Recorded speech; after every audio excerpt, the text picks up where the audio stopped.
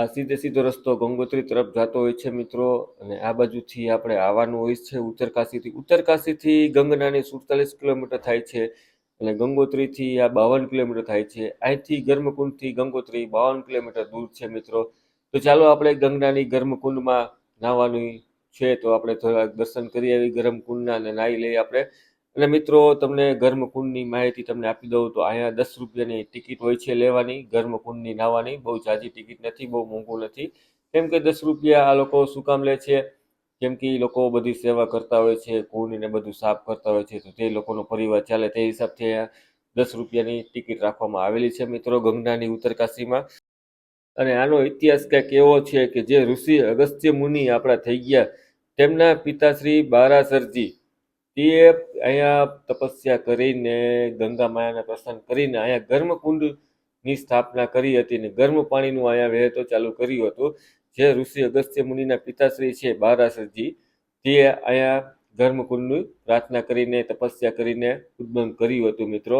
તો ચાલો આપણે ગર્મકુંડ જોવા જઈએ. તે પહેલા જ આપણે પગથિયા ઉપર આપણને આખે આખું દ્રશ્ય તમને દેખાઈ આવશે. પેઇન્ટિંગ કરેલું કેવું સરસ મજાનું છે, તમે જોઈ શકો છો. આ છે ઋષિ અગસ્ત્ય મુનિના પિતાશ્રી બારાસરજી. તેમની પ્રતિમા અહીંયા બનાવવામાં આવેલી છે મિત્રો. અને આખે આખો ઘાટ પહેલા વર્ષો પહેલા કંઈક આવો દેખાતો હતો.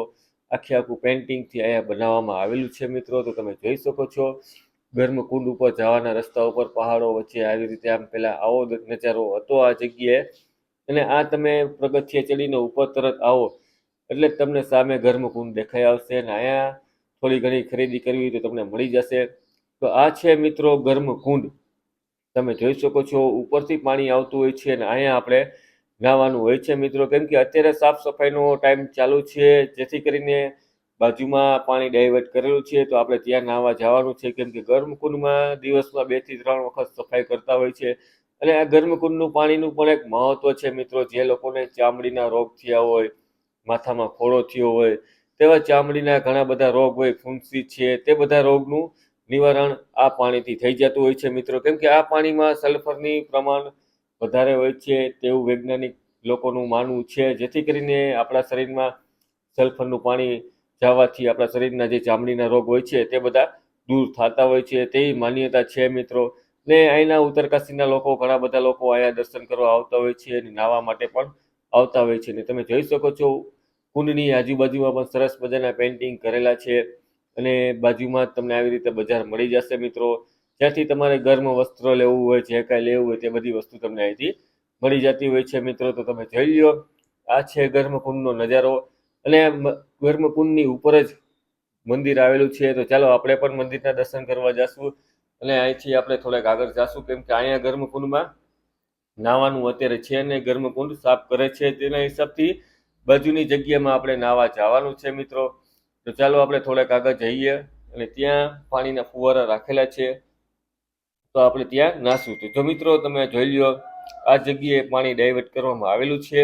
કેમ કે ગર્મકુંડ દિવસમાં 2 થી 3 વખત સફાઈ કરવાનું હોય છે, અને ઘણા બધા લોકો ત્યાં નાહવા આવતા હોય છે ચામડીના રોગવાળા.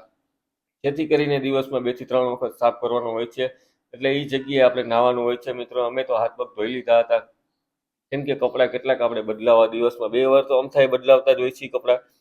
અને અમે આવી ગયા છીએ ઉપર અત્યારે મંદિરે દર્શન કરવા માટે. તો આ કંઈક આવું મંદિર છે. ઉપર તમને દેખાડી દઉં, ગર્મકુંડની ઉપર મંદિર આવેલું છે મિત્રો. તો તમે જોઈ શકો છો ઉપર ચડતા જ પેલા મહાદેવનું મંદિર આવી જાય છે. મહાદેવના મંદિરની બાજુમાં જ ગૌમુખ રાખવામાં આવેલું છે, અને તેમાંથી અવિરત ગરમ પાણી વહેતું હોય છે મિત્રો.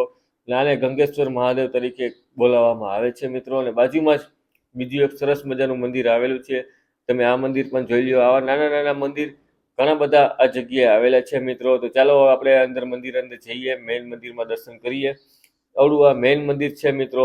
મંદિરની અંદર તમને હું દેખાડી દઉં કે ઋષિમુનિ અગસ્ત્ય ઋષિમુનિ, તેમના પિતાશ્રી વેદવ્યાસજી, તે બધાની પ્રતિમા અહીંયા રાખવામાં આવેલી છે. ગંગા માતાજીની પ્રતિમા પણ રાખવામાં આવેલી છે મિત્રો. અને મંદિરના ઉપરથી કંઈક આવો સારો નજારો દેખાય છે મિત્રો. તમે જોઈ શકો છો મંદિર ઉપરથી નજારો. ને બરફના મોસમમાં તો આખે આખું બધું બરફથી ઢકાઈ જતું હોય છે મિત્રો. અને તમે જોઈ લ્યો નજારો મંદિરનો કેવો સરસ મજાનો છે તે. સારું મિત્રો, મળીશું પાછા એક નવા સારા વિડીયોમાં. ત્યાં લગી તમને રજા આપો. વિડીયો સારો લાગ્યો હોય તો લાઈક ને શેર કરવાનું ભૂલતા નહીં, અને કોમેન્ટમાં હર હર ગંગે લખજો અને ગુજરાતથી કોણ કોણ લોકો આ મંદિરે દર્શન કરવા આવ્યા છે તે ચોક્કસપણે મને જણાવજો અને મારા વિડીયો કેવા લાગ્યા છે તે પણ મને કહેજો.